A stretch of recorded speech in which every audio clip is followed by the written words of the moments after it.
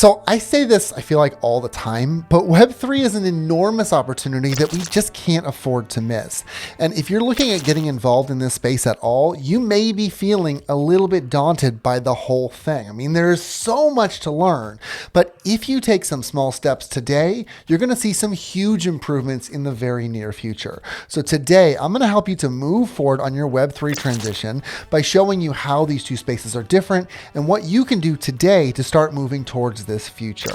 My name is Trent Kennelly. I'm a Web3 marketing strategist, and this is the best place for you to learn about Web3, NFTs, and how to market it all. So if that sounds good to you and you're excited, make sure that you like this video, subscribe to my channel if you're into it, comment to let me know what you're struggling with in this transition. I would love to be able to help you out, and let's get started.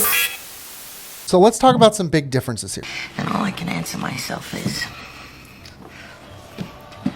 what's the difference? So to understand what you need to do to transition your business into the future, you need to first understand the ways that Web 2 and Web 3 are different. And I'm really not talking about benefits here, though it's going to sound like I am, because how are these things not beneficial, okay? But I am going to get a little bit more technical than I normally do. So the first way that there's a big difference here is probably the one that people talk about the most, which is decentralization. But let's get really clear on what this actually means. The web has up to now been completely centralized. That means that there are a few companies who own everything. They have the server space. You can think of Amazon Web Services and Google Cloud, which means that they store the data. It also means that you're trusting them to be responsible with your data. And we've all seen how well that can go, okay? Web3, on the other hand, takes that single point of contact for all of your data and it splinters it across thousands of different computers across the world. So data hoarding becomes virtually impossible. Another difference is that it keeps its own currency. So in most of the world right now, everybody's money is concentrated in central places. We call those places banks. And those banks can legally buy or sell other products and services to other people using your money as long as they pay you back when you ask for it, okay? Which kind of sounds familiar, right? It kind of sounds like a place that's maybe too centralized.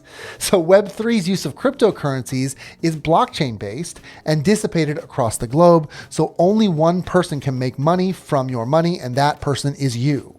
Third, speed is a huge difference, and not necessarily in a good way. So in a centralized system, everything is coming from a single source, so it's like a drag race. The data starts at one point and it gets to the other side as fast as possible.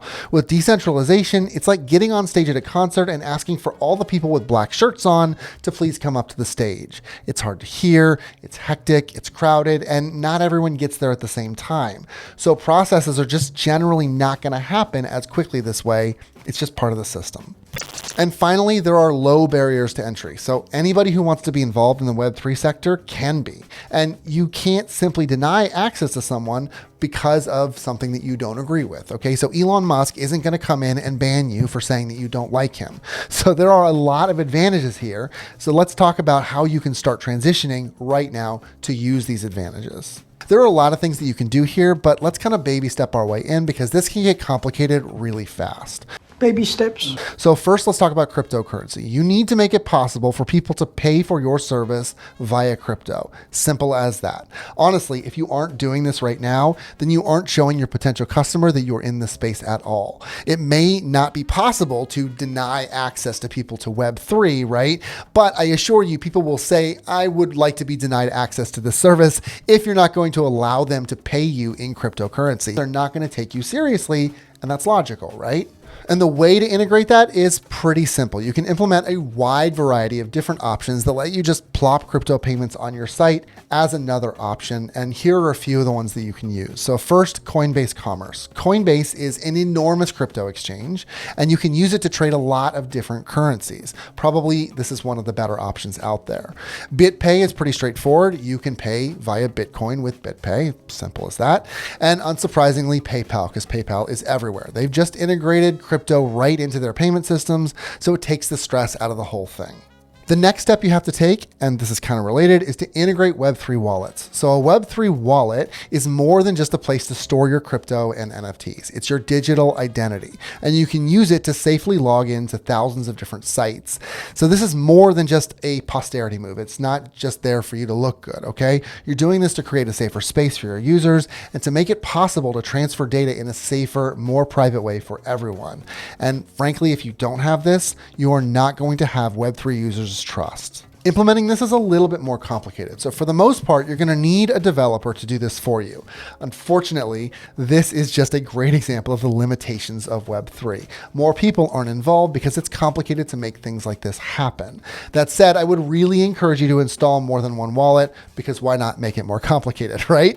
Yeah, lots of people are using MetaMask, but you really shouldn't just have MetaMask as an option, because there are more wallets out there and more people are using different wallets, and flexibility is key in Web3. Next, get your website up to par. So people looking at cutting edge technology are less interested in old, dusty websites. Web3 websites, even when implemented in Web2 spaces, are beautiful, they load fast, and they're highly interactive. But I don't want you to think that they lose the basics of a web page here. If anything, it's possibly more important to keep people's attention here. People are so easily distracted today, and you have to work incredibly hard to keep their attention. So you can watch this video for a breakdown of a website and kind of what that should look like in a lot of detail, but let's just give you the spark notes here, okay? You need a header section with imagery that draws your reader in, a headline that summarizes your business while engaging your reader, and a button for them to take action. Then you need a section detailing in like a paragraph exactly what you do. Then you need to add some movement, okay? So you need to, I call them dancing columns, maybe some images left and right with some text opposites, so it kind of moves back and forth so that you've got people's eyes moving because it engages people more. Always having those buttons in play so that people always have the ability to take action. Then I would suggest some testimonials and then a final pitch with a final call to action at the end of the page. That's the real quick breakdown there. And then the final big thing that you can do to get your business ready in the space, while a little less technical, is arguably the most important, okay? Get on decentralized social media and start interacting over there. People in this space are looking to get away from those big controlling forces. And if you're one of them, you're gonna be there too. So first, go watch this video about decentralized social media, and then find the right ones to go get involved in. The sites that have really spoken to me the most over time have been first Steemit. So I'm a Reddit fan, and while Steemit hasn't quite hit the same levels as Reddit, its decentralized nature is going to draw a lot more people in the very near future. There's also DTube, which is a YouTube competitor. And what I like about this one is that you have to be invested to really enjoy your time there. So it isn't much, but if you want to like a video, if you want to comment on a video, if you want to post your own videos, you have to hold a little bit of DTC, DTube coin, that's their currency. If you want to get started over there, you have to do that. And then finally, probably the most famous of all is Mastodon. So Mastodon is Twitter, but broken into pieces. So it's a bunch of different individual servers, and none of the servers talk to each other. So you can talk about one individual interest. So if you have one thing you want to talk about, you join a Mastodon server about it and you start talking. Now, there's one nice to have that I'd like to mention here before we go, and that is Web3 domains. So you can learn more about Web3 domains in this video. That's going to give you a lot of details. But the idea behind a Web3 domain is that we can take that same decentralized attitude and apply it all the way to a domain address and basically make it its own website and its own web world, right? Okay. So for instance, I own TrentKennelly.eth. I haven't done anything with it, but I own it. So why is this nice to have? Well, because most browsers don't support it yet, so it's not a need to have. But when they do, we're going to go back to those days of squatting where people are trying to empty Walmart's pockets in exchange for their .eth domain. It's kind of a matter of time. So there you go. These are just some of the huge ways that we can get started here. There's a lot of implementation to do to really get ready for this space, but these are some vital steps, no doubt. So I hope that this video was helpful. Let me know if there's something that you specifically need help on with your own implementation right now. I would love to help you. Otherwise, make sure you like this video, subscribe to my channel if you're into it, and I will catch you in the next one.